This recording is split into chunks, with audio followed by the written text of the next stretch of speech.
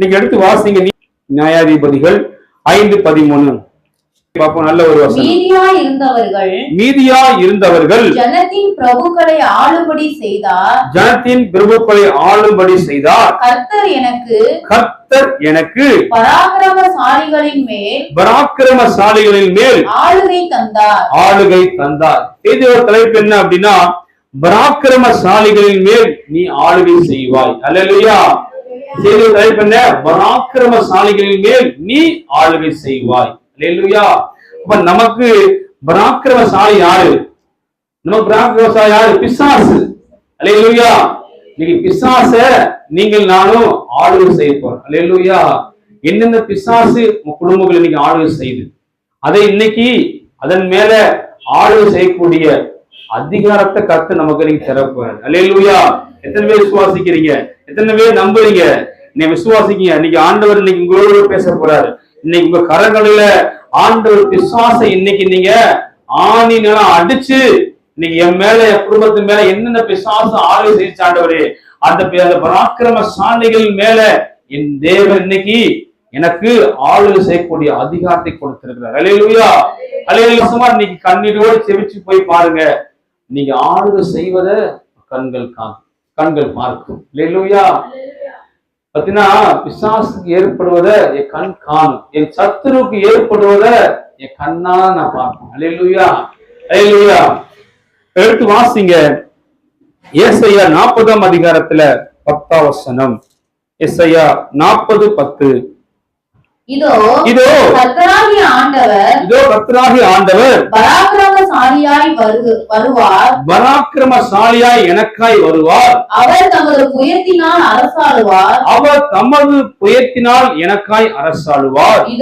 இதோ அவர் அளிக்கும் பலன் அவரோடு கூட வருகிறது. அவர் கொடுக்கும் பிரதிபலன் அவருடைய முகத்துக்கு முன்பாக செல்லுகிறது. இனி தேவ பிள்ளைகளே, குடும்பத்துல யார் என்னென்ன பிரச்சனைகளை பிசாசு உண்டாக்குதோ, ஆண்டவர் பராக்கிரமசாலியாய் உங்களுக்காய் புறப்பட்டு வருவார். அல்லேலூயா. என் குடும்பத்துல இன்னைக்கு ஒரே தரித்திர பாஸ்டர், என் குடும்பத்துல நல்ல வருமானம் இல்ல, என் குடும்பத்துல நல்ல சாப்பாடு இல்ல, என் குடும்பத்துல ஒரே வியாதி, என் குடும்பத்துல ஒரே போராட்டம், திடீர்னு ஒரு மன வருத்தமும் வேதனையும் சண்டையும் வந்துருது. என்னுடைய பிள்ளைங்க என்னுடைய பேச்ச கேட்க மாட்டேங்குது, என்னுடைய உறவுகள் எல்லாம் எனக்கு விரோதியா இருக்குது. இன்னைக்கு ஏதோ ஒரு பிசாசு பராக்கிரமசாலியாய் என் மேல் ஆளுகை செய்யுது. ஆனா சொல்ற, நமக்காய் அவர் பராக்கிரமசாலியாய் வந்து நமக்காய் யுத்தம் பண்ணுவார். அல்லேலூயா. அல்லேலூயா. அல்லேலூயா. எத்தனை விசுவாசிக்கிறீங்க? எனக்காய் என் தேவன் பராக்கிரம செய்வார். பராக்கிரம செய்யக்கூடிய பிசாசின் மேல எனக்கு ஆளுகை செய்வதற்கு அதிகாரத்தை கொடுப்பார். இந்த இடத்துக்கு வந்ததுக்கு ஒரு நோக்கம் உண்டு. அல்லேலூயா. சுத்தியல்னால இன்னைக்கு இந்த ஆணியனால பிசாசு இன்னைக்கு நம்ம பராக்கிரம செய்யக்கூடிய பிசாசை நம்ம அடிச்சு கொல்ல போறோம். அல்லேலூயா. இன்னைக்கு நிச்சயமா பாருங்க, செய்தி உங்களுக்கு பிரயோஜனமா இருக்கும். அதே நீங்க எடுத்து வாசிங்க. அதே ஏசாயா 42ஆம் அதிகாரத்துல 13ஆம் வசனம். ஏசாயா 42:13. கர்த்தர் பராக்கிரமசாலியை போல் புறப்பட்டு யுத்த வீரனை போல வைராக்கியம் கொண்டு முழங்கி கர்ஜித்து தம்முடைய சத்துருக்களை அவர் மேற்கொள்ளுவார். அல்லேலூயா. என்னுடைய சத்துருக்களை என் தேவன் பராக்கிரமசாலியாய் புறப்பட்டு வந்து எனக்காய் மேற்கொள்ளுவார். அல்லேலூயா. இந்த வசனம் சொல்லி ஜெபிச்சு பாருங்களேன். நீங்க உங்க வாயினால யாரையுமே இப்படி எல்லாம் பண்ணிட்டானே, இப்படி எல்லாம் செஞ்சுட்டாங்களே, இப்படி எல்லாம் அபகரிச்சுட்டாங்களே, இப்படி எல்லாம் ஏமாத்திட்டாங்களே அப்படின்னு சொல்லி நீங்க வாயினால புலம்பாம, என் தேவன் பராக்கிரமசாலியாக எனக்காய் புறப்பட்டு வந்து என்னுடைய சத்துரு என்னென்ன சத்துரு இருக்குதோ, என்னென்ன பராக்கிரம சத்துரு இருக்குதோ அதன் மேல எனக்கு ஆளுகை செய்யக்கூடிய அதிகாரத்தை தந்திருக்கிறார். என் சத்துருக்கள் எல்லாம் அவர் மேற்கொள்ளுவார். நான் விசுவாசிக்கிறேன். இந்த வார்த்தையெல்லாம் நீ கேட்கறது நீங்க காதுல வாங்கி விட்டு போறதுக்கு ஆண்டு பேசல. நீங்க இதெல்லாம் சொல்லி ஜெபிக்கணும். இதெல்லாம் சொல்லி நீங்க ஜெபிக்கணும். எடுத்து வாசிங்க. ஏசாயா 43ஆம் அதிகாரத்துல 17ஆம் வசனம். ரதங்களையும் குதிரைகளையும் இராணுவங்களையும் பராக்கிரமசாலிகளையும் புறப்பட பண்ணி அவைகள் எழுந்திராதபடிக்கு ஒருமித்து விழுந்து கிடக்கவும் ஒரு திரி அணைகிறது போல் அவைகள் அணைந்து போக பண்ணுகிற கர்த்தர் சொல்லுகிறதாவது போதும். அப்ப உங்களுக்கு விரோதமா ராணுவ எலும்பும், விரோதமா அநேக செய்வனை வைப்பாங்க, விரோதமா மந்திரம் பண்ணுவாங்க, விரோதமா எல்லா காரியத்தையும் செய்வாங்க, உங்க மேல விரோதமா உங்களுக்கு எல்லா காரியத்தையும் பிசாசு செய்வான். ஆனா ஆண்டு சொல்றாரு, அது ஆண்டு தெரியாமையா இருக்கும் உங்க யார் என்ன பண்றாங்கன்னு. ஒரு திரி அணையத போல அணைச்சிடுறான் ஆண்டவர். அல்லேலூயா. ஒரு திரிய பார்த்து அந்த காலத்துல சிமிலி விளக்கு பார்த்துருக்கீங்களா? ஒரு திருப்பாங்க, தேவமா திருந்த எரியும், சுலோகமா பண்ணா இதாகும். எரிட்டு இந்த விளக்கு ரொம்ப நாளா இருந்துச்சு, இப்ப காண அந்த விளக்கு. அப்ப ராத்திரி படுக்கும் பொழுது திரிய ஸ்லோ பண்ணிடுவோம். அப்ப அது சில நேரங்கள்ல பாத்தீங்கன்னா அந்த விளக்கு திரி இது பண்ணும்போது எரியாம இருக்கும். ஊதினா அது அழிஞ்சிடும். அப்ப உங்களுக்கு விரோதமாய் எந்த பிசாசு பராக்கிரமம் செய்தோ ஒரு திரி அணைத போல கர்த்தர் அணைச்சிடுவார். அல்லேலூயா. அப்ப ஆண்டவர் தேவ பிள்ளைங்க, நீங்க யார்ட்டையும் போய் வாக்குவாதம் பண்ண வேண்டாம், யார்ட்டையும் போய் பேச வேண்டாம். இப்படி பண்ணிட்டியே அப்படி பண்ணிட்டியே ஒண்ணுமே சொல்ல வேண்டாம். முழங்கால போட்டு ஜெபம் பண்ணுங்க, அங்க திரி அணையத போல ஆண்டு அணைச்சிடுவார். அல்லேலூயா. அது எவ்வளவு பெரிய சாத்தானதான் சரி, எவ்வளவு பெரிய ஆளா இருந்தாலும் சரி.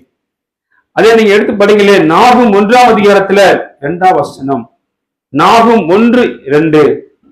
கர்த்தர் எரிச்சல் உள்ளவரும் நீதியை சரிக்கட்டுவருமாய் இருக்கிற தேவன். கவனிங்க, நம்ம மேல என்ன பிசாசு பராக்கிரமம் செய்தோ அதன் மேல என்ன செய்வ ஆண்டவர்? எரிச்சல் உள்ள தேவன், நீதியை சரி கட்டக்கூடிய தேவன். கர்த்தர் நீதியை சரி கட்டுகிறவர், உக்கிர கோபம் உள்ளவர். கவனிங்க, கர்த்தர் 3 காரியம்: எரிச்சல் உள்ள தேவன், உக்கிர கோபம் உள்ள தேவன், நீதியை சரி கட்டக்கூடிய தேவன். கர்த்தர் தம்முடைய சத்துக்களுக்கு பிரதிபலன் அளிக்கிறவர். அவர் தம்முடைய பகைஞருக்காக கோபத்தை வைக்கிறவர். கவனிங்க, இதுல எத்தனை காரியம் இருக்கு பாருங்க. கர்த்தர் எரிச்சலுள்ள தேவன். நம்ம மேல யாராவது பராக்கிரமம் செய்யறாங்க, நம்ம மேல யாராவது யுத்தம் பண்றாங்க, நம்ம விரோதமா யாராவது செயல்படுறாங்க, நம்ம மேல அநியாயமா பேசுறாங்க, அநியாயமா பழி சுமத்துறாங்க, நம்ம அநியாயமா ஒடுக்குறாங்க, நம்ம அநியாயமா அடிக்கிறாங்க அப்படின்னா நம்ம ஒண்ணுமே பேசக்கூடாது. அப்படியா, பண்ணிக்கப்பா, என்ன வேணா செஞ்சுக்கோ, எனக்காக பராக்கிரமசாலிகள் மேல் பராக்கிரமம் செய்ய ஒருத்தர் இருக்கிறாரு, அவர் நிச்சயமா ஆய்வு செய்வாரு. அவருக்கு ஒரு திரி அணையது போல எனக்கு முன்னாடி செய்யக்கூடிய பிசாச அணைச்சு போட்டுருவார். அல்லேலூயா. ஒண்ணுமே செய்ய மாட்டார். நீங்க ஒண்ணுமே செய்ய வேண்டாம், ஜெபம் மட்டும் பண்ணா போதும். அல்லேலூயா. ஜெபம் மட்டும் பண்ணுங்க, அவர் பராக்கிரமம் செய்வார். அது மேல பிசாசுமே ஆய்வு செய்வதற்கு அவர் உங்களுக்கு உதவி செய்வார். நம்ம ஒண்ணுமே பேச வேண்டாம். அவங்களுடைய பணம் இருக்கட்டும், பவர் இருக்கட்டும், பலன் இருக்கட்டும், என்ன வேணா இருக்கட்டும், அப்ப ஆண்டவர் எல்லாத்தையும் முறியடிச்சு போடுவார். அதே நீங்க 2 சாமுவேல் 22ஆம் அதிகாரத்துல 41ஆம் வசனம். 2 சாமுவேல் 22:41.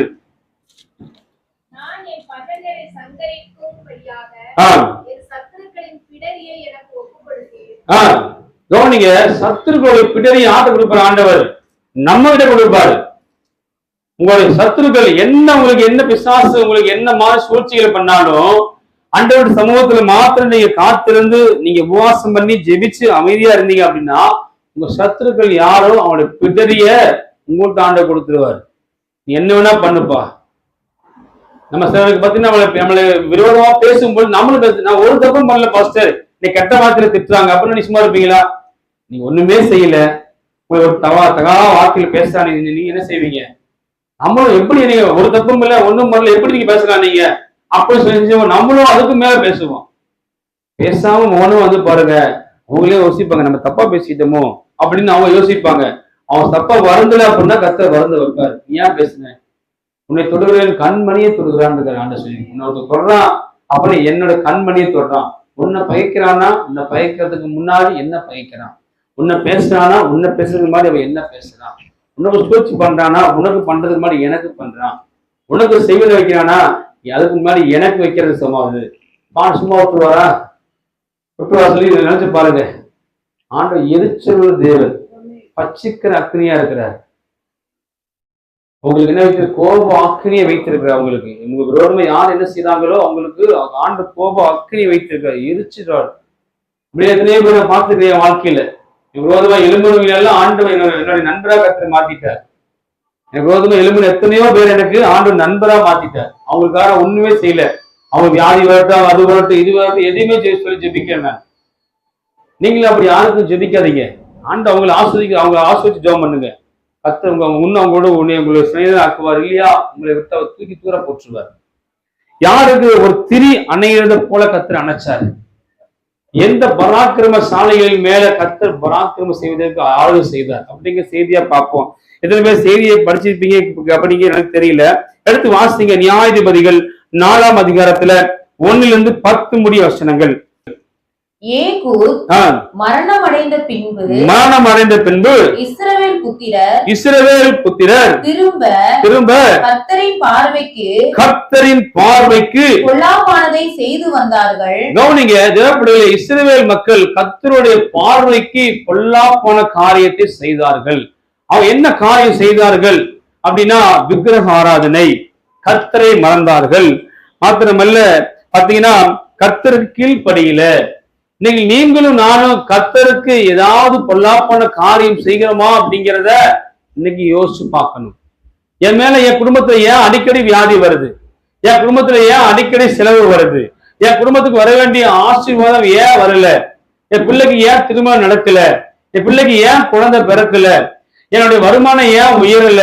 என் நிலைமை ஏன் மாறல? அப்படின்னா ஏதோ ஒரு காரியத்தை கர்த்தருக்கு பொல்லாப்பான காரியத்தை நம்ம செய்கிறோம். ஒருவேளைக்கு ஆலயத்தை மிஸ் பண்றதே பொல்லாப்பான காரியம். தேவனுக்கு கொடுக்காம இருப்பதே பொல்லாப்பான காரியம். தேவனுடைய வார்த்தை கீழ்ப்படியாம இருக்கிறதே ஒரு பொல்லாப்பான காரியம். ஒரு சின்ன சின்ன காரியம் கூட கர்த்தர் நம்மளை பார்க்கிறாரு. அப்ப இஸ்ரவேல் மக்கள் கர்த்தருக்கு என்ன பொல்லாப்பான காரியம் செய்தார்கள்? விக்கிரக ஆராதனை, கர்த்தருடைய வார்த்தை கீழ்ப்படியில கர்த்தரை மறந்தார்கள். ஆலயத்துக்கு வந்தாதான் நீங்க பூமியில ஜீவிக்க முடியும். ஐவி சொல்லுது, நீ என்ன மறந்தனா நான் பிள்ளைய மறந்துடுவேன். நான் சொல்லல, வசனம் சொல்லுது. நீ என்ன மறந்த அப்படின்னா நீ எதுக்கு யாருக்கு உழைக்கிறியோ பிள்ளை நான் மறந்துடுவேன், பிள்ளை நான் கைவிட்டுருவேன் அப்படின்னு ஆண்டவர் சொல்றாரு. அவங்க கர்த்தருடைய தேவ பிள்ளைங்க, இஸ்ரவேல் ஜனங்கள் யார்? கர்த்தருடைய ஜனங்கள். நீங்க கர்த்தருடைய பிள்ளைங்க. என்ன கர்த்தருக்கு பொல்லாப்பான காரியம் செய்யுங்கிறத நீங்க தான் யோசிக்கணும். படிங்க. ஆகையால் கர்த்தர் இஸ்ரவேல் ஜனங்களை ஆளுகிற யாபீன் என்னும் கானானியனுடைய ராஜாவின் கையிலே விற்று போட்டார். கவனிங்க, கர்த்தருக்கு இஸ்ரவேல் மக்கள் பொல்லாப்பான காரியம் செய்ததுனால யாபீன் கானானுடைய ராஜாவுடைய கையில கர்த்தர் விற்று போட்டார். அவனுடைய சேனாதிபதி சிசரா என்று பெயர். சிசரா அப்படின்னு இன்னைக்கு சிசராவை குறிச்சுதான், இன்னைக்கு சிசராவை தான் நமக்கு விரோதமா என்னென்ன சிசரா எழுதி இருக்குதோ அதை எல்லாம் இன்னைக்கு நம்ம என்ன செய்ய போறோம்? ஆணினால அடிக்க போறோம். அல்லேலூயா. எனக்கு விரோதமா என்னென்ன சிசரா எழுதியிருக்காங்க ஆண்டவரே, என் குடும்பத்துக்கு விரோதமா, என் பிள்ளைக்கு விரோதமா, எனக்கு விரோதமா, இன்னைக்கு என்னென்ன சிசரா படிங்களே. எப்படிப்பட்ட ஆள் பார்ப்போம். படிங்களே. அவன் புறஜாதிகளுடைய பட்டணமாகிய ஆரோசேத்திலே குடியிருந்தான். அவனுக்கு 900 இருப்பு ரதங்கள் இருந்தது. 900 இருப்பு ரதங்கள், 900 ரதங்கள் அவனுக்கு இருந்துச்சு. அவ்வளவு பெரிய பலசாலியா இருந்தான். அவன் இஸ்ரவேல் புத்திரரை 20 வருஷம் கொடுமையாய் ஒடுக்கினான். கவனிங்க, இன்னைக்கு இஸ்ரவேல் மக்கள் கர்த்தருடைய மக்கள். ஏன் கொண்டு போய் கர்த்தர் அவங்க ஜோபின் கானானுடைய ராஜாவுடைய கையில ஒப்பு கொடுத்தா அப்படின்னா கர்த்தருடைய பார்வைக்கு பொல்லாத செய்தான். இன்னைக்கு என் மேல பிசாசம் ஆளுகை செய்து என் வீட்டுக்கு அத்திக்கப்படல, என் பிள்ளை எனக்கு கீழ்ப்படியில, நான் இன்னைக்கு வீட்டுல நிம்மதியா தூங்க முடியல, என்னால சாப்பிட முடியல, என் வருமானம் சரியில்லை, எனக்கு வர வேண்டிய ஆசீர்வாதம் எனக்கு வரல அப்படின்னா ஏதோ ஒரு காரியத்தை கர்த்தருக்கு நம்ம பொல்லாது செய்து கொண்டிருக்கிறோம். அதனாலதான் கர்த்தர் நமக்கு யுத்தம் செய்ய முடியல. இந்த பராக்கிரமசாலிகள் மேல நம்ம பராக்கிரமம் செய்ய முடியல. இஸ்ரவேல் புத்திரர் கர்த்தரை நோக்கி முறையிட்டார்கள். கவனிய, பாத்தீங்கன்னா படைத்தலைவன் இஸ்ரவேல் மக்களை 20 வருடம் கொடுமைப்படுத்துறான், ஒடுக்குறான். அவன் மேல ஆளு பராக்கிரமசாலியா அவன் ஆளு செஞ்சுட்டு இருக்கிறான். இஸ்ரவேல் மக்கள் யாரு? கர்த்தருடைய பிள்ளைங்க. கர்த்தர் தான் அவங்க கர்த்தருடைய பார்வைக்கு பொல்லாப்பான காய செய்தது நிமித்தமாக கர்த்தரே வித்து போட்டார். படிங்க. அக்காலத்திலே ஆபிதோனின் மனைவியாகிய தெபோராள் என்னும் தீர்க்கதரிசியானவள் இஸ்ரவேலை நியாயம் விசாரித்தாள். இஸ்ரவேலை அப்ப நியாயம் விசாரிக்கிறார். அவ யார்? தெபோராள் யாருன்னா ஒரு பெரிய ஒரு தீர்க்கதரிசி. அதை பத்தி நிறைய வசனம் சொல்லப்பட்டிருக்கிறது. அவ தேவன் நம்பி வாழ்ந்த ஒரு பெண், ஒரு தீர்க்கதரிசி தெபோராள். பாத்தீங்கன்னா ஜப வாழ்க்கைய வாழ்ந்தவர். பாத்தீங்கன்னா ஸ்தோத்திரம் தேவனுடைய குரலை கேட்கக்கூடிய ஒரு பெரிய ஒரு பெண் தீர்க்கதரிசியா இருந்தா. நீதியாய் பாத்தீங்கன்னா நீதியான ஒரு தலைவி. அப்படிப்பட்ட ஒரு பெண் தெபோராள். அவள் தான் இஸ்ரவேல் மக்களை அப்ப வந்து நியாயம் விசாரிக்கிறாள். படிங்க. அவள் எப்பிராம் மலை தேசமான ராமாவுக்கும் பெத்தேலுக்கும் நடுவில் இருக்கிற தெபோராளின் பேரீச்சை பழ மரத்தின் கீழே குடியிருந்தாள். அங்கே இஸ்ரவேல் புத்திரர் அவளிடத்திற்கு நியாயம் விசாரிக்க போவார்கள். அவள் நப்தலில் உள்ள கேதேசில் இருக்கிற அபினோகாமின் குமாரன் பாராக்கை வரவழைத்து கவனிங்க. அப்ப இஸ்ரவேல் மக்கள் செய்த கர்த்தருக்கு பொல்லாப்பு செய்ததுனால ஆண்டவர் விற்று போட்டார். அவனுடைய படைத்தலைவன் தான் சேரா. அவன் தான் இஸ்ரவேல் மக்களை 20 வருஷம் கொடுமைப்படுத்துறான், ஒடுக்குறான். இப்ப இஸ்ரவேல் மக்களை அப்ப ஆளுகை செய்யக்கூடிய பாத்தீங்கன்னா தெபோராளுக்கு போறாங்க. இஸ்ரவேல் மக்கள் இந்த மாதிரி எனக்கு கொடுமைப்படுத்துறாங்க, நீங்க எங்களுக்காக நியாயம் விசாரிக்கணும்னு சொல்லி கேட்கும் பொழுது தெபோராள் என்ன செய்யறா பாத்தீங்கன்னா அவனுடைய படைத்தலைவன் பாத்தீங்கன்னா பராக் கிட்ட சொல்றாங்க. என்ன சொல்றாரு பாத்தீங்கன்னா படிங்களே. நீ நப்தலி புத்திரரிலும் செபுலோன் புத்திரரிலும் 14,000 பேரை கூட்டிக் கொண்டு தாபோர் மலைக்கு போக கடவாய் என்றும் நான் யாவின் தேசாதிபதியாகிய சிசெராவையும் அவன் ரதங்களையும் அவன் சேனையையும் கீதோன் பள்ளத்தாக்கிலே உன்னிடத்திற்கு வர இழுத்து அவனை கையில் ஒப்பு கொடுப்பேன் என்றும் இஸ்ரவேலின் தேவனாகிய கர்த்தர் உனக்கு கட்டளையிடவில்லையா என்றாள். கவனிங்க, இந்த பராக் சொல்றாங்க தெபோராள் கர்த்தருடைய வார்த்தைய. பராக்கே, நீ இவ்வளவு பேரை கூட்டிக்கிட்டு 14,000 பேரை கூட்டிக்கிட்டு இந்த மலை தேசத்துக்கு போ. அந்த இடத்துக்கு அவங்கள சேராவியோடைய படைகளை அழைச்சிட்டு வருவேன். அந்த இடத்துல உனக்கு அவன் மேல ஆளுகை செய்ய அதிகாரம் கொடுப்பேன் அப்படின்னு சொல்றாரு. படியிலே கீழே அதற்கு நீ என்னுடனே கூட வந்தால். கவனிங்க, அவன் சொல்றா தெபோராளை பார்த்து, தெபோராளே நீங்க என் கூட வாங்க, நான் போவேன். நீ என்னோடு கூட வந்தால் போவேன், என்னோடு கூட வராவிட்டால் நான் போக மாட்டேன் என்றான். ஏன் அப்படி சொன்னாங்க அப்படின்னா, ஒருவேளை பயமா இருந்திருக்கலாம். சரி, அங்கிட்டு பெரிய ஒரு படை வச்சிருக்கிறான். அவன் எப்படி போய் நாமே போர் செய்ய முடியும்? நீங்களாம் சொல்றேன் தெரியுமா, நான் என்னால எப்படியா வீடு கட்ட முடியும்? என்னால எப்படி சமாளிக்க முடியும்? நான் வாங்குறது குறைஞ்ச சம்பளத்தை வச்சு எப்படி சமாளிக்க முடியும்? ஆண்டவர் சொல்ற தெபோராளுக்கு நீ போப்பா, உன் கரங்களை கொடுப்பேன், அந்த இடத்துல நீ முறியடிப்ப அப்படின்னு சொல்லும் பொழுது பராக்கு பயம் வந்துருச்சு. நீங்க வந்தா என் கூட போவேன், தெபோராளே நீ என் கூட வாங்க, நான் போவேன், இல்ல போக மாட்டேன். கீழே படிங்களே. அதற்கு அவள் நான் உன்னுடனே கூட நிச்சயமாய் வரேன்.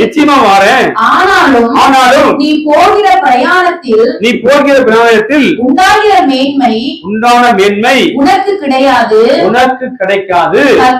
கர்த்தர் சிசெராவை ஒரு ஸ்திரீயின் கையில் ஒப்பு கொடுப்பார் என்று சொல்லி. கவனிங்க, அப்ப இந்த சிசெராவை ஒரு பெண்ணோட கையில ஒப்பு கொடுப்பார் என்று கர்த்தர் தெபோராளுக்கு சொல்றார். உங்களுக்கு தான் ஒப்பு கொடுப்பேன்னு ஆண்டவர் சொல்லும் பொழுது அவன் விசுவாசிக்கல. அவனுக்குள்ள பராக்குல பயம் வந்துருச்சு. நீ எப்படி பயப்படுறீங்க? ஆண்டவர் தெரிந்தா என் கஷ்டம் மாறிடுமா? ஆண்டவர் தெரிந்த இந்த பிரச்சனை தீர்ந்துடுமா? பராக்கு ஆண்டோட வார்த்தை தெபோராள் மூலம் வரும்பொழுது இஸ்ரவேல் படையும் உங்களோட கரங்களில் ஒப்பு கொடுப்பேன்னு சொல்லும் பொழுது அவன் விசுவாசிக்கல. நீங்க கூட வாங்க தெபோராளே, இங்க வந்தா நான் கூட போக மாட்டேன். கர்த்தருடைய வார்த்தை மீண்டும் தெபோராள் மூலியம் வருது.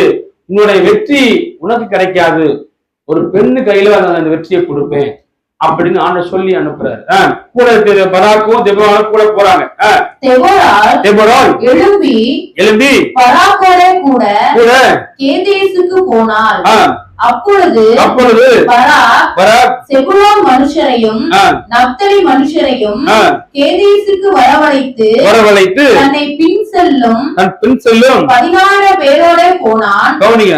தெபோராலும் அவரோட கூட போனாள். கவனிங்க, அப்ப அந்த படையோடு கூட தெபோரால் பராக்கு 14,000 பேருடைய அந்த ராணுவ கூட போறாங்க. அபினேனா காமின் குமாரன் பாராக்கை தாபோர் மலையில் ஏறி போனான் என்று செசராவுக்கு அறிவிக்கப்பட்ட போது செசரா 900 இருப்பு ரதங்களாகிய தன்னுடைய எல்லா ரதங்களையும் தன்னோடு இருக்கும் எல்லா ஜனங்களையும் புறஜாதிகளின் பட்டணமாகிய ஆரோசேத்தில் இருந்து கீதோ பள்ளத்தாக்கிலே வரவழைத்தான். இந்த படை பெரிய படைகள் எழுப்பி நிக்குது. பராக்கும் தெபோராலும் கொஞ்சம் படைகளோடு கூட எழுப்பி நிக்கிறாங்க. 2 பேருக்கு நடக்க போகுது, போர் நடக்க போகுது. அப்பொழுது தெபோரால் பராக்கை நோக்கி எழுந்து போ, கர்த்தர் உன் கையில் ஒப்பு கொடுக்கும் நாள் இதுவே. கர்த்தர் உனக்கு முன்பாக புறப்படவில்லையோ என்றார்.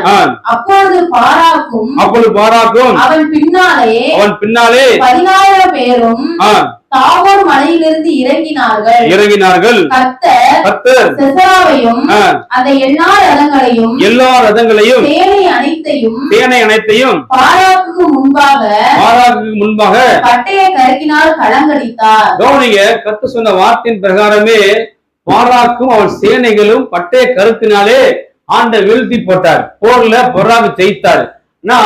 செசராவுடைய ஜீவன் பராக்குடைய கையில போகல. அல்லேலூயா. உங்களுக்கு விரோதமாக போராடக்கூடிய பிசாச கர்த்தர் உங்க கையினாலதான் முறியடிப்பார். அல்லேலூயா. பராக் என்ன செய்யறா பாத்தீங்கன்னா தன்னுடைய ரதத்துல இருந்து இறங்கி ஓடுறார். படிங்களே, ரதத்தை விட்டு இறங்கி கால்நடையாய் ஓடி போனான். பாராக் ரதங்களையும் சேனையும் புறஜாதிகளுடைய ஆரோசேத் மட்டும் துரத்தினான். சிசராவின் சேனைகளை எல்லாம் பட்டய கருக்கினால் விழுந்தது. ஒருவனும் மீதியாய் இருக்கவில்லை. யாகேல் கவனிங்க, இந்த யாகேல் பத்தினா சோதரம் உங்களுக்கு இடையில தான் பிரச்சனை. பாத்தீங்கன்னா இந்த யாகேல் யாருன்னா பெரிய போர் வீரர்லாம் கிடையாது. இல்ல இதுல பாத்தீங்கன்னா 5ஆம் அதிகாரம் வாங்களே, 5ஆம் அதிகாரத்துல 23 படிங்களே, 23 27 படிங்களே. இந்த யாகேல் யாருன்னு பார்ப்போம். மோராசையும் சபியுங்கள், அதன் குடிகளை சபிக்கவே சபியுங்கள் என்று கர்த்தருடைய தூதனானவன் சொல்லுகிறார். அவர்கள் கர்த்தர் பட்சத்தில் துணை நிற்க வரவில்லை. பராக்கிரமசாலிகளுக்கு விரோதமாய் அவர்கள் கர்த்தர் பட்சத்தில் துணை நிற்க வரவில்லையோ. ஸ்திரீகளுக்குள்ளே கேனியானியாகிய யோவாரின் மனைவியாகிய யாகேல் ஆசீர்வதிக்கப்பட்டவள். கவனிங்க, இந்த யாகேல் யார் அப்படின்னா அந்த போர் நடந்த இடத்துல இருந்தவங்க வீடு. அப்ப பராக் தெபோரால் படையோடு வந்திருக்காங்க. அங்க பார்த்தீங்கன்னா சேரா அவன் படையோடு நிக்கிறான். அந்த போர் நடந்த இடத்துலதான் இந்த யாகேலுடைய வீடு இருக்குது. யாகேல் பாத்தீங்கன்னா ஒரு புறஜாதி, பாத்தீங்கன்னா இஸ்ரவேல் மக்கள் கிடையாது, ஒரு புறஜாதி. அப்ப அந்த இடத்துல கூடாரவாசி அப்படின்னு என்ன அர்த்தம்னா ஹவுஸ் ஒய்ஃப், வீட்டுல இருக்கக்கூடிய ஒரு மனைவி. அந்த புறாத்துக்கு படிக்க நேரம் இல்லை. அந்த புறாத்துக்கு தான் பாத்தீங்கன்னா சேரா இறங்கி ஓடுறான். எல்லாத்தையும் வீழ்த்தியாச்சு. பராக்கு எல்லாம் வீழ்த்தியாச்சு. இவன் இறங்கி ஓடி போய் செஞ்சுன்னா பாத்தீங்கன்னா யாகேலுடைய புறாத்துக்குள்ள போயிடுறான்.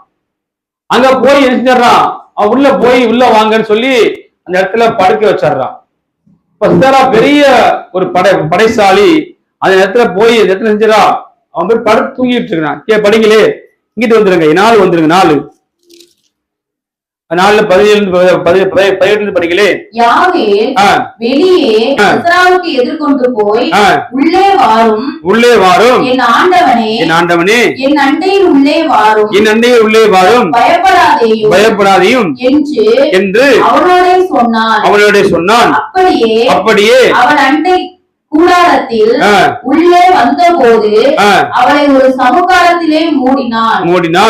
அவன் அவளை பார்த்து குடிக்க எனக்கு கொஞ்சம் தண்ணீர் தா, தாகமாய் இருக்கிறேன் என்றான். கவனிங்க, பெரிய படைத்தலைவர் சிசரா ஏன் அவர் யாகேலோட வீட்டுக்குள்ள போனா அப்படின்னா, யாகேலுக்கும் இஸ்ரேல் மக்களும் சம்பந்தம் இல்லை. யாகேல் ஒரு புறஜாதி. அப்ப அதனால இவளுக்கு நமக்கு யாதொரு பிரச்சனையும் வராதுன்னு சொல்லிட்டு தான் அவ கூப்பிடும் போது அவருடைய வீட்டுக்குள்ள போய் உள்ள போய் உட்கார்ந்து அவள் துணி கொடுத்து அவ கேட்கிறான், யாகேல் குடிக்க தண்ணி கொடு அப்படின்னு கேட்கிறான்.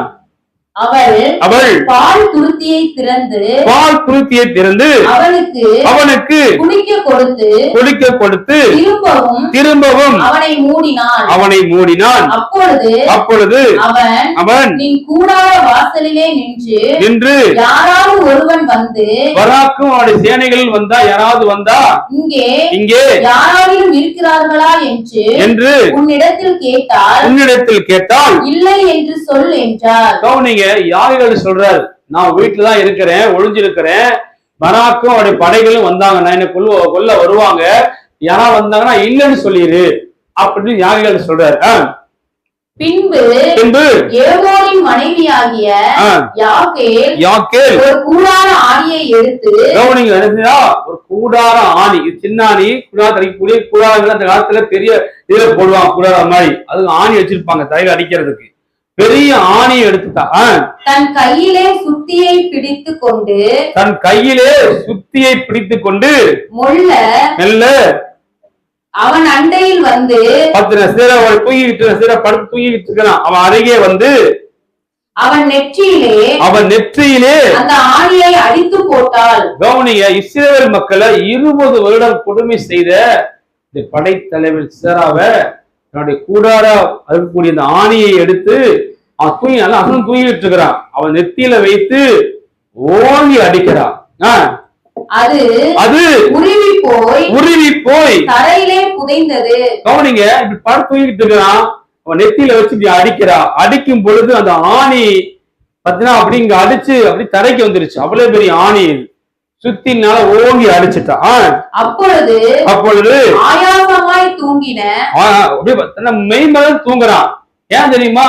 இந்த பெரிய படைத்தலை இவங்க கட்டாயம் யாரும் வரமாட்டாங்க, கேட்டாலும் இல்லைன்னு சொல்லிடுவான்னு சொல்லி நிம்மதியா தூங்கிட்டு இருக்கும் பொழுது அந்த பிசாசு அவனுக்குள்ள இருக்கக்கூடிய அந்த ஆவிய அந்த மனுஷனை நெத்தியில ஆணி வச்சு அடிச்சு அந்த ஆணி பின்னாடி தலையில வந்துருச்சு. ஆயாசமாய் தூங்கின அவன் செத்து போனான். பின்பு சிசராவை தொடர்கிற பாராக் வந்தான். அப்பொழுது யாகேல் வெளியே அவனுக்கு எதிர்கொண்டு போது நீ தேடக்கூடிய அந்த பெரிய அந்த படைத்தலைவர் சிசரா என் வீட்டுக்குள்ள செத்து கிடக்கிறான். பாருங்க, தேவன் யாகேலை பயன்படுத்தினான். ஏன் பயன்படுத்தினான்? அவர் என்னுடைய ஜனமாக இருக்கக்கூடிய கர்த்தருடைய பிள்ளைகளை 20 வருடமாக ஒடுக்கின அந்த சிசராவை தன்னுடைய சாதாரண ஒரு கூடாரவாசி, சாதாரண ஒரு பெண், இந்த பெண்ணை கொண்டு கர்த்தர் ஆணினா அடித்து கொலை செய்தார். அது 5 வந்திருக்கலே, 5 15 5ல வந்து 25 படிங்களே. தண்ணீர் கேட்டான், பாலை கொடுத்தால், ராஜாக்களின் கிண்ணங்களிலே வெண்ணெயை கொண்டு வந்து கொடுத்தார். கவனிங்க, வந்து தண்ணி கேட்க, தண்ணியும் கொடுத்தது இல்லாம பாலும் கொடுத்து வெண்ணெயும் கொடுக்கிறான். தன் கையால் ஆணியையும் தன் வலது கையால் தொழிலாளரின் சுத்தியையும் பிடித்து சிசராவை அடித்தாள். அவன் நெற்றியில் உருவ கடாவி அவன் தலையை உடைத்து போட்டாள். தேவ பிள்ளைகளே, தேவன் யாகேலை பயன்படுத்தி சிசராவை நெற்றியில் ஆணி அடித்து கொலை செய்தார். தேவ பிள்ளைகளே, நீங்கள் நானும் சாதாரண மனுஷங்க தான். நமக்கு விரோதமா சிசராவை போல அநேக பிசாசுகள் எழும்பி இருக்குது. என் மனைவிக்கு விரோதமா எழும்பி இருக்குது, என் பிள்ளைக்கு விரோதமா எழும்பி இருக்குது, என் வருமானத்துக்கு விரோதமா எழும்பி இருக்குது, என் ஆசீர்வாதத்துக்கு விரோதமா எழும்பி இருக்குது, என் குழந்தைக்கு விரோதமா எழும்பி இருக்குது, என் குழந்தை உருவாகாத பிரகாரம் எழும்பி இருக்குது. நீங்க அடிக்கடி வியாதியை கொண்டு வருது. அப்ப தேவ பிள்ளைகளே, நம்ம கையில இன்னைக்கு சுத்தியில் இருக்குது, நம் கரங்கள்ல ஆணி இருக்குது. நீங்க இந்த நாள்ல கூட நம்ம நிச்சயமாகவே ஆண்டவரே எனக்கு விரோதமா எழும்பி இருக்கிற இந்த பராக்கிரமசாலியை, எனக்கு பராக்கிரமசாலிகள் மேல எனக்கு ஆளுகை தந்து, ஆண்டவரே யாகேல் எப்படி இசராவை ஆணினா அடித்து கொன்றாலோ, இந்த நாள் யாரும் எழுந்து நின்று ஒரு 5 நிமிடம் நீங்க செபிக்க போறீங்க. கரங்களில நான் விசுவாசிக்கிறேன், என்னுடைய கரங்களில ஆண்டவரே ஆணி இருக்குதப்பா. யாகேல் கரங்களில கூடாத ஆணி இருந்தது போல என்னுடைய கரங்களில ஆணி இருக்குது ராஜா. என்னுடைய கரங்களில யாகேலுடைய கரங்களை சுத்தி இருந்தது போல என்னுடைய கரங்களில் சுத்தி இருக்குதப்பா. ஆண்டவரே 20 வருடமாய் ஆண்டவரே இஸ்ரவேல் மக்கள் தேவனுடைய பிள்ளைகளை, நானும் தேவனுடைய பிள்ளை ஆண்டவரே, என் மேல என் குடும்பத்து மேல எத்தனையோ ஆண்டுகளாய் ஆண்டவரே எனக்கு ஒரு குழந்தை பாக்கியத்தை கொடுக்காம, எனக்கு ஒரு வீடு தர முடியாம, அநேக கடல்ல, அநேக வியாதியில, அநேக எனக்கு சமாதானம் இல்லாம, நித்திரை இல்லாம ஆண்டவரே இன்னைக்கு அநேக போன்ற சில ஆவிகள் என் மேல ஆளுகை செய்து ராஜா. இன்னைக்கு என் கரங்களில அந்த ஆண்டவரே இவ்வளவு பெரிய படை தலைவனை பராக்கு வீழ்த்தினது போல ஆண்டவரே, ஆனா கர்த்தருடைய வார்த்தை விசுவாசிக்காதனால பராக்கு தெபொராவுக்கு சொன்ன வார்த்தை பிரகாரமே அப்ப சிசரா ஒரு பெண்ணினால கொல்லப்படுவான்னு சொல்லி கர்த்தருடைய வார்த்தை நிறைவேறிச்சு ஆண்டவரே. யாகேல் சாதாரண ஒரு குடாரவாசி ஆண்டவரே, சாதாரண ஒரு வீட்டுல வாழ்ந்துகிட்டு இருந்த மனைவி ஆண்டவரே, அவளுக்கு ஆண்டு போற பத்தி ஒண்ணும் தெரியாது. ஆனா சிசரா ஒரு தேவனுடைய பிள்ளைகளை ஒடுக்கின ஒரு மனுஷன் சொல்லி அவள் அறிந்து தேவன் பயன்படுத்திய பாத்திரம் தான் யாகேல். யாகேலை போல் தேவ பிள்ளைகளே, இன்னைக்கு நம்ம கரங்களில ஆண்டவர் ஆணியை கொடுத்திருக்கிறார், நம் கரங்களில கர்த்தர் சுத்திலை கொடுத்திருக்கிறார். நமக்கு முன்னாடி இருக்கக்கூடிய பொல்லாத ஆவிகளை பிசாசு இன்னைக்கு என்னென்ன குடும்பங்கள்ல இன்னைக்கு ஆண்டவரே என் குடும்பத்தினை சீரழிக்கிற பொல்லாத ஆவி, வானமண்டல கிறிஸ்து பொல்லாத ஆவிய இயேசு கிறிஸ்துவின் நாமத்தினால அப்பா தாவீது ஒரே அடி, நெத்தியில ஒரே அடி கோலியா திகழ்ந்ததை போல எனக்கு முன்னாடி இருக்கக்கூடிய அயர்ந்த நித்திரையாகக்கூடிய பொல்லாத ஆவிய நெத்தியில வைத்து இன்னைக்கு ஆணியினால ஒரே அடி ஆண்டவரே, ஆண்டவரே பஸ்தராவுடைய தலையில அடித்தது நிமித்தமாய் அந்த ஆணி உருவ தலை நெத்தியின் வழியா இருந்து தலைக்கு பின்னால் வந்து ஆண்டவரே அவள் செத்து போனான். ஆண்டவரே தலைகளை தாழ்த்தும் ஆசீர்வாதம், தலைகளை தாழ்த்தும் ஆசீர்வாதம் இயேசு கிருபையும் தேவனுடைய அன்பு பரிசுத்தாவினுடைய சமாதானமும் ஐக்கியமும் சிந்தையும் அனைவரோடு இருப்பது யாவது சேர்ந்து சொல்லுவோமா? என் ஆத்மாவே கர்த்தரை சோதரி, என் முழுமையாக நாமத்தை சோதரி, என் ஆத்மாவே கர்த்தரை சோதரி, அவர் சகல உபகாரங்களையும் மறவாதே. ஆமீன் ஆமீன். ஹல்லேலூயா ஹல்லேலூயா ஹல்லேலூயா. கர்த்தர் ஆசீர்வதிப்பார்.